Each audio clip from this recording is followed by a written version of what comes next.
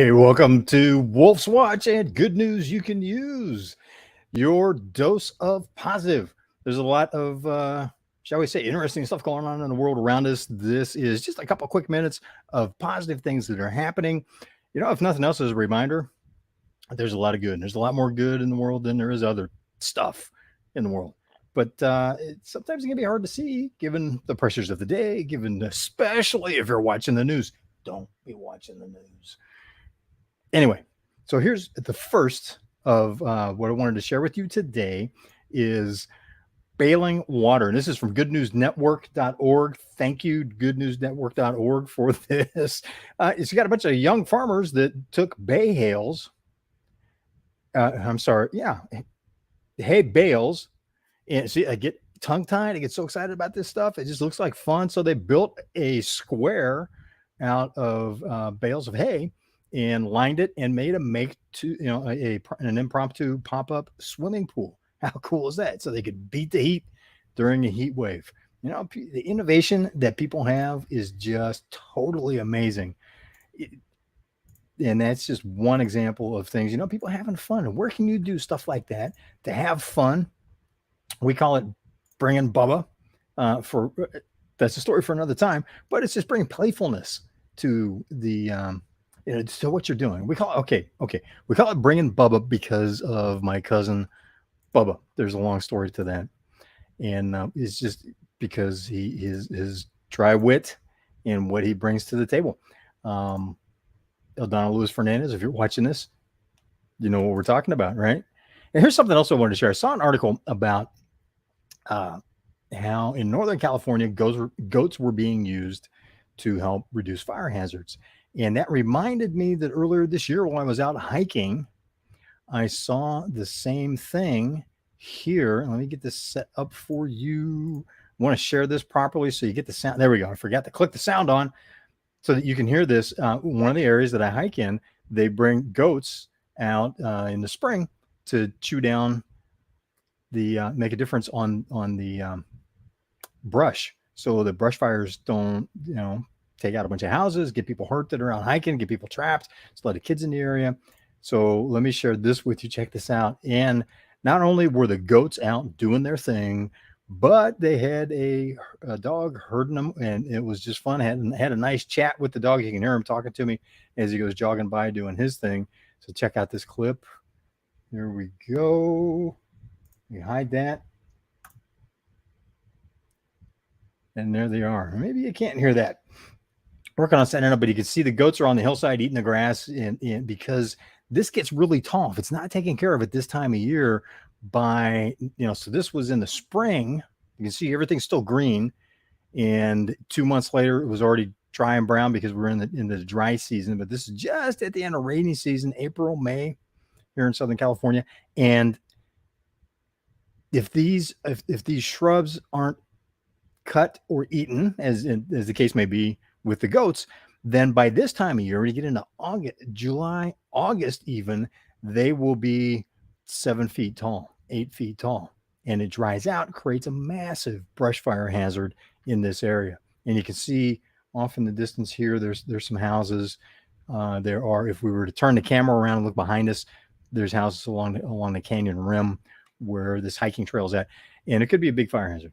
But it's fun watching the goats, getting a chance to see the dog at work, herd dog at work, wrangling up the goats and keeping them in line. And they also put up an electric fence. But it's just a very fun, environmentally friendly, and effective way to deal with brush, so that we don't have brush fires in areas where it's possible to do that. The last thing that I wanted to share with you today is really something that was momentous quite some time ago. I'm getting this set up for you again. On this day, this is a history thing. This comes to us from onthisday.com. There's a lot of different places where this has been posted because this was big news. This was big history. Where were you on July 20th, 1969? Because on this day in 1969 was the first steps on the moon. That was when the infamous phrase was said, One small step for man, one giant leap for mankind. And here's the 3 astronauts that were there. Let's scroll down on this a little bit here. It was, I know, I should have it memorized. I will get it wrong if I don't read it to you. So it's Neil Armstrong. So from left to right. So we've got Neil Armstrong, Michael Collins, and Buzz Aldrin were the 3 astronauts were there. And Armstrong and Aldrin were on the surface of the moon. Collins was commanding the module in orbit, making sure they could get a ride home when they were done. And what a huge thing. Let me ask you this though: in what you're doing, what's your moonshot, right? Because it was a 10-year run. Sherelle, how you doing? Thanks for joining us. Always glad to have you part of the conversation. And you, so this is someone who I believe is traveling in Washington. Are you still in Seattle out by Pike's Place and having fun? Did you get hit by one of the flying fish? Are they still throwing the fish in Pike's Place in Seattle? And I love that. That is something, if you haven't experienced that, you need to go to Washington, to Seattle, and at Pike's Place, home of Starbucks coffee too, by the way, but also to see Pike's Place Fish Market and watch them throwing the fish. That's all I got to say. That's all I got to say about that. It is an experience. Sherelle, thanks for joining the conversation. I was just going to ask, based on what it took, it was a 10-year run, right? By the end of JFK's famous words, by the end of this decade, we'll put a man on the moon, and we put 2 on the moon with 1 in orbit. They give him a ride home. And what moonshot are you involved in? What do you see making a massive difference, a massive achievement within the next 5-10 years in your life and your community? It doesn't have to be something that's something that is that important to you, that makes that big of a difference in the people that you care about. I want to hear about that. Send us some info. I had something set up here.